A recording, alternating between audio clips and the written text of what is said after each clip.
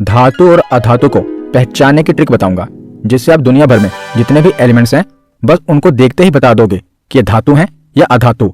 आप धातु या अधातु को पता करने के लिए उसका इलेक्ट्रॉनिक विन्यास निकालते होंगे, तब आपको पता चलता होगा, पर इसमें टाइम लगता है। पर मैं आपको ऐसी ट्रिक बताऊंगा कि चुटकियों में बस आप एलिमेंट को देख के ही बता दोगे कि ये धातु है या अधातु। और आपको पता ही है कि आजकल परीक्षा में यहाँ से प्रश्न बनते हैं, और इस वीडियो को आप देख लेंगे तो यहाँ से आपका प्रश्न गलत नहीं होगा। तो चलिए बिना देरी किए हुए वीडियो को शुरू करते हैं। तो चलिए वीडियो की शुरुआत करते हैं। तो ट्रिक को जानने से पहले आप ये जान लीजिए कि आवर्त सारणी में कितने तत्व हैं, कितनी धातुएं हैं। तो पहले आप थोड़ी सी बेसिक चीजें जान लीजिए। तो आवर्त सारणी में वर्गीकृत सभी तत्वों को उनके रासायनिक गुणधर्मों के आधार पर 3 प्रमुख वर्गों में विभाजित किया गया है। तो मैंने आपको पूरा 91 धातुएं हैं यानी कि मेटल्स हैं, 20 अधातुएं हैं, नॉन मेटल्स हैं, और 7 उपधातुएं हैं, मेटलॉइड्स हैं। कई किताबों में आप पढ़ेंगे तो इनकी संख्या में थोड़ा फेरबदल होगा, क्योंकि कई वैज्ञानिकों में थोड़ा मतभेद है। कुछ एलिमेंट्स में धातु और अधातु दोनों के गुण हैं, तो कईयों को वो धातु मान लेते हैं और कईयों को अधातु। पर ज्यादातर वैज्ञानिकों का जो मानना है 91 धातुएं हैं, 20 अधातुएं हैं और 7 उपधातुएं हैं। तो पहले हम थोड़ा जान लेते हैं कि धातुएं क्या होती हैं, यानी कि सिंपल इसकी डेफिनेशन क्या है। वैसे धातुओं के बारे में भी पढ़ा दिया है। तो धातुएं क्या होती हैं, इसकी परिभाषा क्या है। तो धातुएं सामान्य ताप पर ठोस, चमकदार, आघातवर्धनीय मतलब क्या होता है, जिस पर आघात करके उसे पतली चादरों में परिवर्तित किया जा सके। तो जो धातुएं होती हैं उन पर आघात करके यानी कि हथौड़े से पीट कर उन्हें पतली चादरों में परिवर्तित किया जा सकता है। धातुएं आघातवर्धनीय, लोचशील तथा ऊष्मा एवं विद्युत की सुचालक होती हैं, यानी कि हीट और इलेक्ट्रिसिटी की गुड कंडक्टर होती हैं धातुएं। और अधातुएं क्या होती हैं, इसकी परिभाषा क्या है। तो वे पदार्थ जिनमें धात्विक गुणों का अभाव हो वे अधातुएं कहलाती हैं। तो अधातुएं भौतिक स्वरूप एवं रासायनिक संरचना दोनों ही आधार पर धातुओं से अलग होती हैं। जो अधातुएं होती हैं ये सामान्यतः चमक विहीन होती हैं। धातुएं जो होती हैं वो चमकदार होती हैं और अधातुएं चमक विहीन होती हैं। और जो ये अधातुएं होती हैं ये नॉर्मली मुलायम होती हैं और भंगुर होती हैं। भंगुर का मतलब क्या होता है, जिसको हम पीसकर उसका चूर्ण बना सकें उसे भंगुर कहते हैं। तो अधातुएं भंगुर होती हैं जिन्हें सरलता से तोड़कर एवं पीसकर बारीक चूर्ण बनाया जा सकता है। तो ये तो हो गई अधातुओं की डेफिनेशन।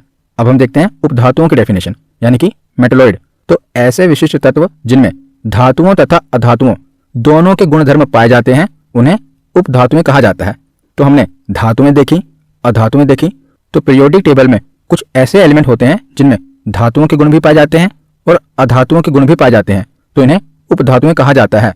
तो जो उपधातुएं होती हैं ना, वस्तुतः धातुओं एवं अधातुओं के मध्यवर्ती गुण प्रदर्शित करती हैं। तो उपधातुएं सामान्यतः धातुओं के समान दिखाई देती हैं, परंतु इनका जो नेचर होता है वो अधातुओं के समान होता है। तो देखने में तो ये धातुओं की तरह लगती हैं, परंतु जो इनका नेचर होता है वो अधातुओं के समान होता है। इसीलिए इन्हें उपधातुएं कहा जाता है, मेटलॉइड कहा जाता है। और सामान्यतः जो हमारा पीरियोडिक टेबल है उसमें कितनी उपधातुएं हैं, तो 7 उपधातुएं हैं। Boron, silicon, germanium, arsenic, antimony, tellurium और पोलोनियम। तो हमारे पीरियोडिक टेबल में कुल कितनी उपधातुएं हैं, तो 7 उपधातुएं हैं। तो अब हम अपने ट्रिक पर आते हैं। तो देखिए, जो ट्रिक मैं आपको बताने जा रहा हूं ना, इससे 80% एलिमेंट्स कवर हो जाएंगे। 10% आपको कॉमन सेंस लगानी पड़ेगी और 10% आपको याद करने पड़ेंगे। यानी कि पूरे के पूरे जो 118 तत्व हैं मैं आपको सारे बताऊंगा कि कौन सी धातु है, कौन सी उपधातु है और कौन सी अधातु है। जिसमें से जो मैं आपको ट्रिक बताऊंगा ना, इससे लगभग सभी 80% एलिमेंट्स कवर हो जाएंगे। लेकिन आपको पता ही है कि जो ट्रिक होती है ये आपके काम को आसान करती है, आपके काम को खत्म नहीं करती। तो 10% आपको कॉमन सेंस लगानी पड़ेगी और 10% आपको याद करने पड़ेंगे। यानी कि कुछ अपवाद भी होंगे जिस पर यह ट्रिक नहीं लगेगी, उन अपवाद को भी मैं आपको याद कराऊंगा। इसलिए पहले पूरी वीडियो को देखना। तो पहले हम देखते हैं मेटल्स यानी कि धातुएं, कि मेटल्स को हम कैसे पहचानेंगे। आपसे अगर पूछ लिया जाए कि बताइए लिथियम मेटल है कि नॉन मेटल है, तो इसकी जो ट्रिक है कि इसको याद कैसे करना है, तो आसान सी ट्रिक है। मेटल याद करना है तो मेटल का पहला अल्फाबेट क्या है, एम है। तो जो भी एलिमेंट होगा ना, अगर उसके पीछे एम आएगा तो जान लीजिए वो धातु है। तो इसके कुछ एक्सेप्शन हैं, अपवाद हैं, जैसा कि मैंने आपको बताया, लेकिन उनको भी मैं आगे कवर करूंगा ताकि आपके दिमाग में कोई कंफ्यूजन न रह जाए। तो देखिए टोटल कितनी धातुएं हैं, तो 91 धातुएं हैं। तो 78 धातुएं इस ट्रिक से कवर हो जाएंगी और जो बचे 13 धातुएं हैं वो भी इस ट्रिक से कवर हो रही हैं। पर कैसे होंगी वो आगे मैं आपको बताऊंगा। तो इसकी ट्रिक क्या है, आसान है। तो मेटल का पहला अल्फाबेट क्या है, एम। तो जो भी एलिमेंट होगा, जैसे एल्यूमिनियम का आखिरी अल्फाबेट क्या है, तो एल्यूमिनियम का आखिरी अल्फाबेट है एम।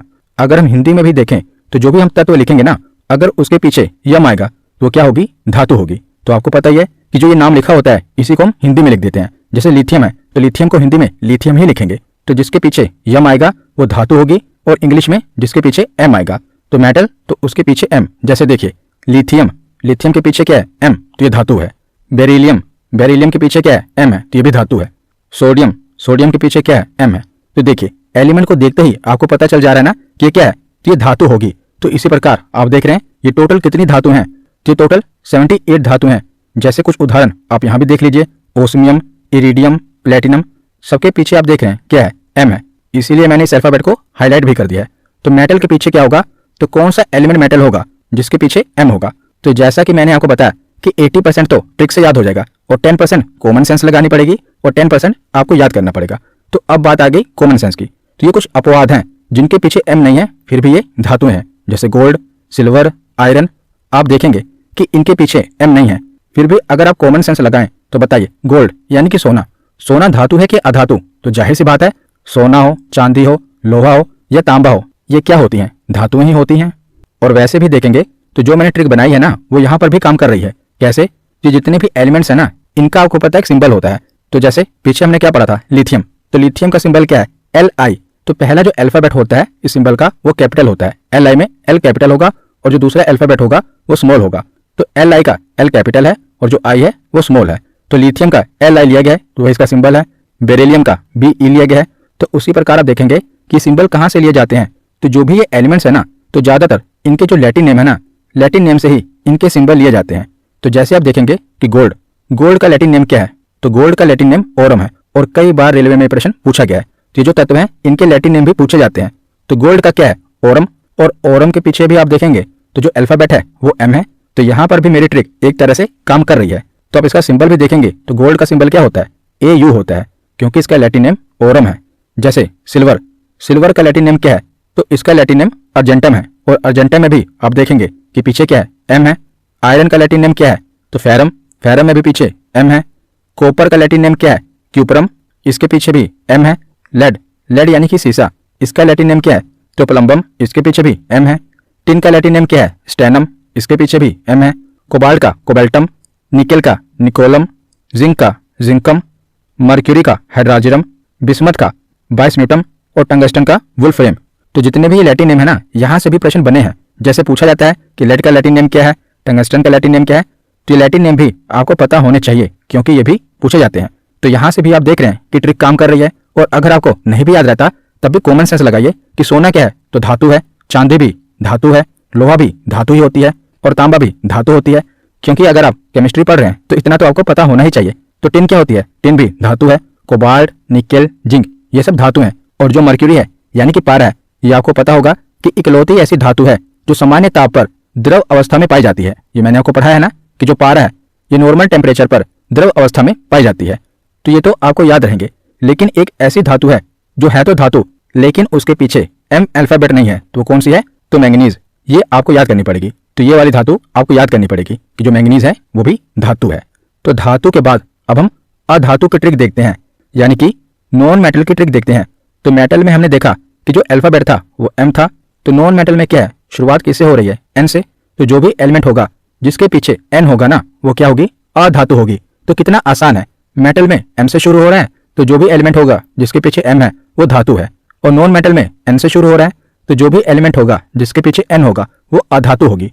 और ध्यान रखिएगा एन और एन दोनों हो सकते हैं, क्योंकि इनके उच्चारण में यानी इनकी प्रोनाउंसिएशन में फर्क नहीं पड़ता। दोनों में आप देखेंगे हाइड्रोजन में क्या है? एन है, तभी हम ना ही बोल रहे हैं हाइड्रोजन। ब्रोमीन में क्या है? NE है, फिर भी इसको हम प्रोनाउंस कैसे कर रहे हैं? ब्रोमीन, यानी इसके पीछे भी ना है, हाइड्रोजन के पीछे भी ना है। तो हिंदी में देखेंगे तो जिसके पीछे ना आएगा वो अधातु होगी। और इंग्लिश में देखेंगे तो N या Ne, और दोनों की प्रोनाउंसिएशन सेम ही है। जैसे है हाइड्रोजन, इसके पीछे N है तो ये नॉन मेटल है। दूसरा है कार्बन, इसके पीछे भी N है तो ये भी नॉन मेटल है। तीसरा है नाइट्रोजन, इसके पीछे भी N है तो ये भी नॉन मेटल है। चौथा है ऑक्सीजन, इसके पीछे भी N है। फ्लोरीन, इसके पीछे Ne है। Neon, chlorine, argon, bromine, krypton, iodine, xenon, astatine, radon, tennessine, oganesson. तो इनके पीछे आप देखेंगे या तो N है या Ne है। तो ये क्या हो गई? तो ये नॉन मेटल्स होंगे। तो देखते ही आपको पता चल जाएगा ना जिसके पीछे M वो मेटल, जिसके पीछे N वो नॉन मेटल। तो इसके 4 अपवाद हैं। तो अपवाद कौन कौन से हैं? पहला है फास्फोरस, तो फास्फोरस भी अधातु है। दूसरा है सल्फर, तो सल्फर भी अधातु है। तीसरा है हीलियम, तो हीलियम के पीछे M है लेकिन ये नॉन मेटल है। तो इसको आप कॉमन सेंस से ही याद रखेंगे। कैसे? तो मैंने आपको जब अधातु में पढ़ाया था तो मैंने आपको बताया था कि जो गैसें होती हैं ना वो अधातु होती है। आप देखेंगे जितनी भी गैसें हैं जैसे हाइड्रोजन, कार्बन, नाइट्रोजन, ऑक्सीजन, ये सब क्या है? तो ये सब गैसें हैं। तो गैसें क्या होती हैं? नॉन मेटल होती हैं। तो उसी प्रकार जो हीलियम है, हीलियम क्या है? तो हीलियम भी आपको पता है गैस है। तो हीलियम अगर गैस है तो मेटल होगी कि नॉन मेटल होगी? तो जाहिर सी बात है नॉन मेटल होगी। और एक और इसका अपवाद है सेलेनियम।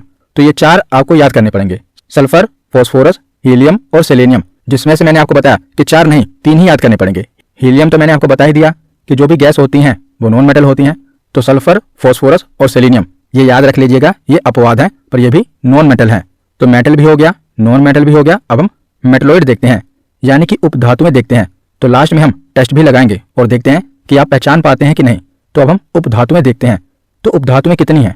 तो 7 उपधातुएं हैं और ये 7 उपधातुएं आपके फिंगर टिप पे होनी चाहिए, यानी कि ये तो आपको याद ही होनी चाहिए। तो 7 उपधातु हैं, इसकी कोई ट्रिक नहीं बतानी। तो वैसे तो इसकी भी मैं आपको ट्रिक बता सकता हूँ और आपने यूट्यूब पर भी इसकी बहुत सारी ट्रिक देखी होंगी, पर जबरदस्ती की ट्रिक नहीं बनानी, क्योंकि जितना आप ट्रिक को याद करेंगे उससे अच्छा तो इसी को याद कर लीजिए। ज्यादा नाम भी नहीं है और आसान है। तो 7 उपधातुएं कौन कौन सी हैं? तो जैसे मैंने आपको बताया कि मेटल के पीछे क्या है? M, और नॉन मेटल के पीछे क्या है? N। तो यहाँ पर भी आप देखेंगे कि कुछ एलिमेंट्स के नाम के पीछे M है और कुछ एलिमेंट्स के नाम के पीछे N है। और वैसे भी जो उपधातुएं होती हैं मैंने आपको बताया ना कि इनमें धातुएं और अधातुएं दोनों के गुण होते हैं। और यहाँ पर आप देख रहे हैं कि ट्रिक के हिसाब से भी इनके नाम के पीछे N भी आ रहा है और M भी आ रहा है। जो 7 उपधातुएं आपको याद होनी चाहिए कौन कौन सी हैं? Boron, silicon, germanium, arsenic, antimony, tellurium और पोलोनियम। तो कौन कौन सी उपधातु हैं? दोबारा बोलिए, boron, silicon, germanium, arsenic, antimony, tellurium और पोलोनियम। तो इसकी भी ट्रिक मैं आपको बता सकता हूँ, लेकिन वो जबरदस्ती की ट्रिक हो जाएगी। इससे अच्छा आप इसको 2-3 बार पढ़ लेंगे तो ऐसे ही आपको ये याद रहेगा। तो अब हम प्रैक्टिस क्वेश्चन लगाते हैं और देखते हैं कि एलिमेंट को देखते ही आप बता पाएंगे या नहीं। तो पहला एलिमेंट है सोडियम। तो बताइए ये धातु है ये अधातु? तो सबसे पहले आप देखेंगे कि जो मेटलॉइड है उसमें से तो ये आ नहीं रहा और इसके पीछे कौन सा अल्फाबेट है? तो M है। तो ये क्या होगी? धातु होगी। उसके बाद क्या है? रेडोन। तो रेडोन के पीछे क्या है? तो N। तो ये क्या होगा? तो ये नॉन मेटल होगा, यानी कि अधातु होगी। इसके बाद है टाइटेनियम। तो टाइटेनियम के पीछे क्या है? M है। तो ये क्या होगा? मेटल होगा। उसके बाद है कॉपर। तो इसके पीछे ना तो M है ना तो N है और ये आपको पता है कि उपधातु भी नहीं है। तो क्या होगा? तो कॉपर यानी तांबा। तो कॉमन सेंस लगाइए, तांबा क्या है? धातु है या अधातु? तो जाहिर सी बात है जो कॉपर है मेटल है। उसके बाद है सिलिकॉन। तो मैंने आपको 7 मेटलॉइड याद कराए थे, बोरोन, सिलिकॉन। तो सिलिकॉन क्या है? तो ये मेटलॉइड है। इसके बाद है जिनोन। तो जिनोन के पीछे क्या है? N है। तो ये क्या होगा? Non metal. इसके बाद है हीलियम। तो हीलियम के पीछे है तो M, लेकिन ये नॉन मेटल है। तो नॉन मेटल क्यों है? तो मैंने आपको बताया कि जो भी गैसें होती हैं वो क्या होती हैं?